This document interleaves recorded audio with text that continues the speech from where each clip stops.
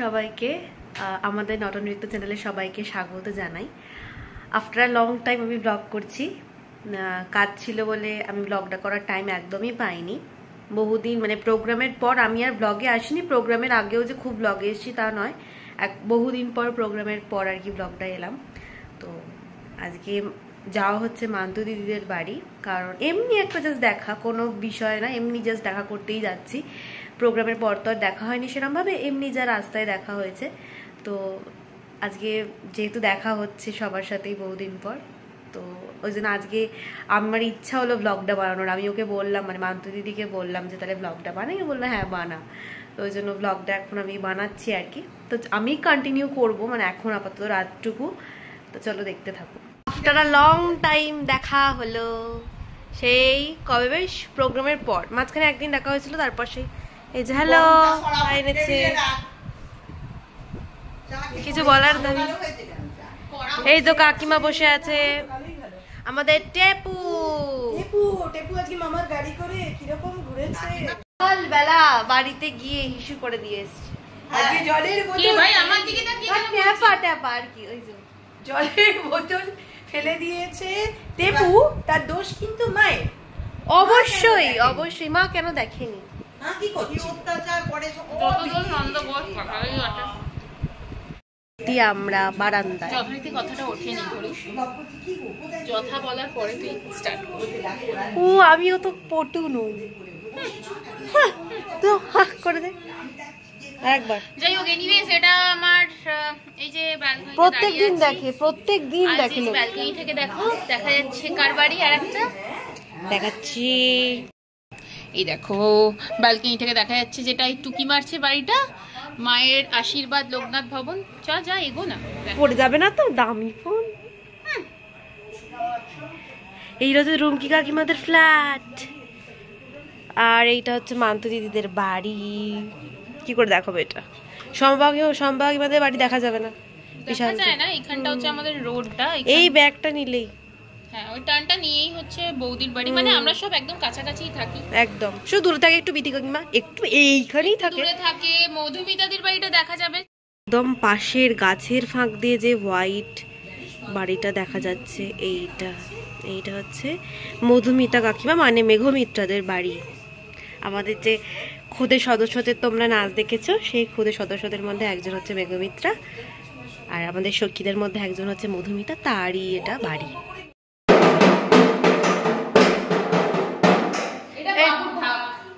এই যে মাথা খারাপ হয়ে গেছে। না মাথা খারাপ হয়নি, এটা ছিল আর কি এখানে বাড়িতে আর কি কোচির জন্য এন্টারটেইনমেন্ট চলে। তো দাদা দিদিকে এটা দিয়েও তো এন্টারটেইনমেন্ট একদম চূড়ান্ত পর্যায়ে চলে যায়, এন্টারটেইন করে আর ও তখন খেতে থাকে। মানে এইসব আর কি যুদ্ধ হয়। তো চলো আমরা এখন আসলে আমরা জগতের প্রাণী, এইসব করি না, আমরা বড় মানুষ, তুমি বাচ্চা মানুষ, বুঝছো কি? সেটা চলে গেল। সো এবার আমরা শুরু করব আমাদের নাচ।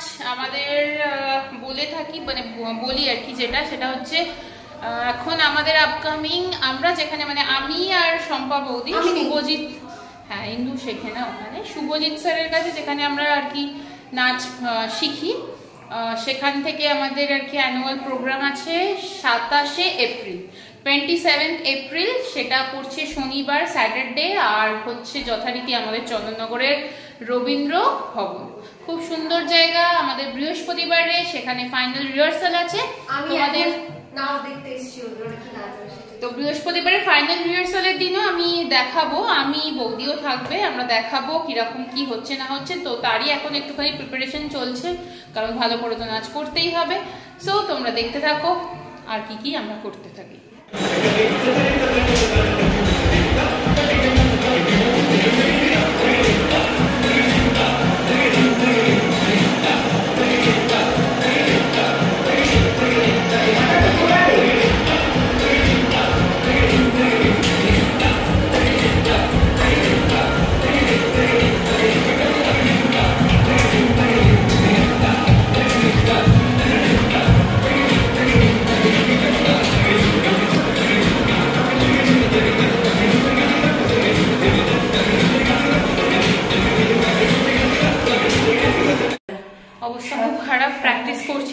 আরও বাকি রাত হয়ে গেছে, তাই সবাই বাড়িয়ে যাবে। তো আপাতত এখন রিহার্সাল, আমাদের প্র্যাকটিস আজকের মতো এখানেই শেষ করছি। আর কিছু কথা শেয়ার করার আছে, তোমরা শোনো। একটা কথা তোমাদের সঙ্গে শেয়ার করতে চাই। আমি আগের ভিডিও দেখেছি, আমার কথাগুলো ভালো করে শোনা যায়নি, সেই জন্য তোমাদের সঙ্গে আবার এটা শেয়ার করছি। তোমরা যখন বাবা বিশ্বনাথকে দর্শন করতে যাবে, মানে বেনারস যখন যাবে, ভোর 4টে থেকে 5টার মধ্যে কিন্তু বাবাকে ডাইরেক্ট টাচ করা যায়। তখন কোনো ব্যারিকেড থাকে না, সর্বসাধারণের জন্য লাইন দিতে হয়, বাট বাবাকে টাচ করা যায়। আর একটা যেটা অনলাইন বা অফলাইনে তোমরা পড়ছি কেটে বাবাকে দর্শন করবে, তখনই বাবাকে টাচ করবে 4টে থেকে 5টা, তারপর কিন্তু ব্যারিকেড পড়ে যায়। আগে দিনে 4বার টাচ করা যেত, এখন সেই প্রসেসটা উঠে গেছে, শুধু অনলি 4টে থেকে 5টা। আর একটা কথা যেটা হচ্ছে, তোমরা রাত্রে যে 9:30 পৌনে 10টায় যে শৃঙ্গার আরতি হয়, শৃঙ্গার আরতির পরে বাবার যে আসল প্রসাদ, যে পায়েসটা, সেটা সকলের মধ্যে বিতরণ করা হয়। তোমরা কাইন্ডলি ওই তাড়াহুড়ো করে পুজো দিয়ে কোনো মতে বেরিয়ে এসো না, একটু ওয়েট করো। শৃঙ্গার আরতির পরে, মানে বাবার শয়ন আরতির আগে মোটামুটি 11টার মধ্যে লাইন দিয়ে ওখানে যতজন দাঁড়াবে প্রত্যেককে কিন্তু হাতে প্রসাদ দেওয়া হয়। বাবার যে আসল প্রসাদ, যেটা নিবেদন করে বাবাকে পুজো করা হয়, সেটা কিন্তু তোমরা প্রত্যেকে পেতে পারো যদি একটু ধৈর্য ধরো। তো সেটার জন্য আমি বলবো সবসময় একটু কাছে হোটেল নেবে। আমরা উঠলে হোটেল মা পদ্মাবতীতে থাকি, যেটা 2 নম্বর গেটের কাছে, মানে বিশ্বনাথ গলির ভেতর ঢুকে, মেন তোরণটা দিয়ে ঢুকে ওখানে থাকি। সেই জন্য তোমরা একটু কাছের যে কোনো হোটেলে, একটু কাছের হোটেলে থাকলে এই সবগুলোই তোমরা করতে পারো। বারবারই বলবো একটু ধৈর্য ধরে যেও। আর কাল ভৈরব যদি রবিবার পুজো দিতে যাও, কাল ভৈরব অ্যাকচুয়ালি মানে কাল ভৈরব দর্শন করতে হয় বাবা বিশ্বনাথকে দর্শন করার পর। রবিবারটা কাল ভৈরবের দিন, সেই জন্য ওখানকার লোকাল লোকের প্রচন্ড ভিড় হয়। বাট রাত 12টা অবধি মন্দির খোলা থাকে।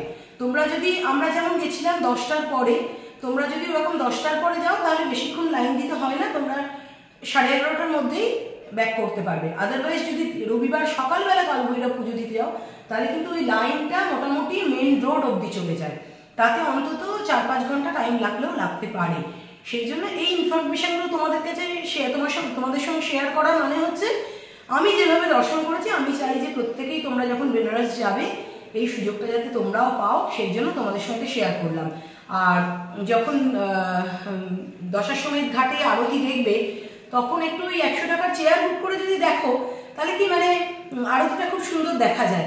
কাইন্ডলি আরতিটা নৌকা থেকে দেখো না, কারণ আরতিটা তো মা গঙ্গাকে করা হয়। আমরা নৌকায় যদি বসি তাহলে কিন্তু আরতিটা আমাদের করা হচ্ছে, এটা যার যার নিজস্ব মতামত। বাট আমার মনে হয় নৌকা থেকে আরতি ভালো করে দেখাও যায় না, আর আরতিটা তো মা গঙ্গাকে করা হচ্ছে।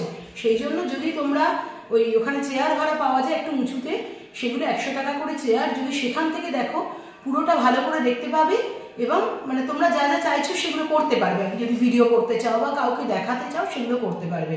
ওই জন্য কাইন্ডলি গঙ্গায় বসে, মানে নৌকায় বসে আরতিটা দেখো না, এটা আমার মতামত, তোমাদের সঙ্গে শেয়ার করলাম। তোমাদের কি মত সেটা জানিও। গুড ইভিনিং ফ্রেন্ডস, নটনৃত্য থেকে আমি শম্পা। এখন মান্তু আসবে, আমরা একটু কালকে স্টেজ রিহার্সাল আছে শুভজিতের, এখন একটু প্র্যাকটিস করব। বাট তার আগে গতকাল শুক্লাদি, আমার গলাটা ঠান্ডা লেগেছে, যাই হোক, গতকাল শুক্লাদি এত সুন্দর তরিয়াম করিয়েছেন, সেটা এখন আপাতত প্র্যাকটিস করব, কারণ ওনারও অ্যানুয়াল প্রোগ্রাম এসে গেছে। এখন সেটা প্র্যাকটিস করব, তারপর মান্তু এলে শুভজিতের স্টেজ রিহার্সাল আছে কাল, সেটার প্র্যাকটিস করব। সাথে থাকো, দেখতে থাকো, ওরা আসুক।